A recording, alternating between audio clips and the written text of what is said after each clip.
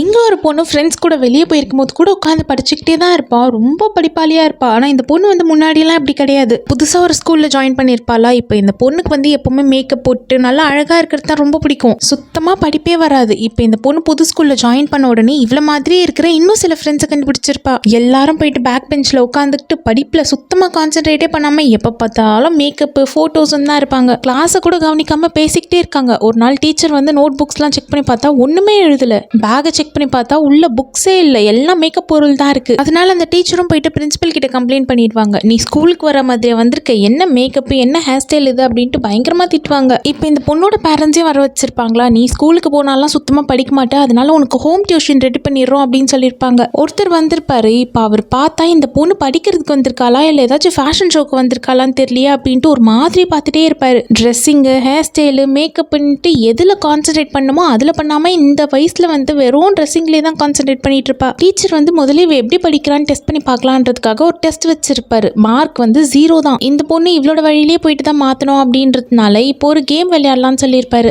என்னன்னா, நீ எத்தனை தப்பான ஆன்சர்ஸ் எழுதுறியோ ஒவ்வொரு மேக்கப்பா நீ போட்டிருக்கிறது கழிச்சுக்கிட்டே வரணும் அப்படின்னு சொல்லியிருப்பாரு. இந்த பொண்ணு தப்பா எழுத எழுத எல்லா மேக்கப்பையும் கழிச்சுட்டே வந்துடா. கடைசியில் வந்து ஐலாஷஸ் மட்டும்தான் இருக்கும். ஐலாஷில்னா என்னால் சுத்தமாக முடியாது அப்படின்னு சொல்லியிருப்பா. கேம்னா கேம் தான், நீ தப்பா எழுதுனால அப்போ கண்டிப்பாக அதை ரிமூவ் பண்ணியே ஆகணும் அப்படின்னு சொல்லிடுவாரு. அடுத்த நாள்ல இருந்தே இப்போ மேக்கப்பை ரிமூவ் பண்ணக்கூடாது அப்படின்றதுனால இந்த பொண்ணு வந்து கஷ்டப்பட்டு படித்து நல்ல மார்க்ஸும் எடுப்பா. போக போக வந்து இப்போ இந்த படிப்பே அந்த பொண்ணுக்கு ரொம்ப பிடிச்சி போச்சு. நல்லா படித்தவங்க எப்படியெல்லாம் முன்னேறி இருக்காங்க, லைஃப்பில் எவ்வளோலாம் சந்தோஷமாக இருந்திருக்காங்க அப்படின்றதெல்லாம் இவர் சொல்லி புரிய வைப்பார். நிறைய பேரோட ஃபோட்டோஸும் காட்டுவார். உன்னோட வயசு தான் ரொம்ப முக்கியமான வயசு, இதை விட்டுட்டு நீ மற்றதில் கான்சென்ட்ரேட் பண்ணினா உன்னோட வாழ்க்கையே ரொம்ப கஷ்டமாயிடும் அப்படின்னு சொல்லியிருப்பாரு. இந்த பொண்ணுக்கு ரொம்ப அப்படியே ஒரு மாதிரி இன்ஸ்பயர் ஆகிடும். நல்லா படிக்கிறதுனால இந்த பொண்ணுக்கு ஸ்கூலில் கிடைக்கிற மரியாதைலாம் இந்த பொண்ணுக்கு ரொம்ப பிடிச்சிருக்கு. படிக்கிறதும் வந்து ரொம்ப ஜாலியாக தான் இருக்குது. அப்போ தான் அந்த பொண்ணுக்கு தெரிய வரும், நம்மளுக்கு படிப்பு வராமலாம் இல்லை, நம்ம வந்து அதை ட்ரை பண்ணல அப்படின்றத புரிஞ்சுக்கிட்டு சூப்பராகவே படிக்க ஆரம்பிச்சிருவா.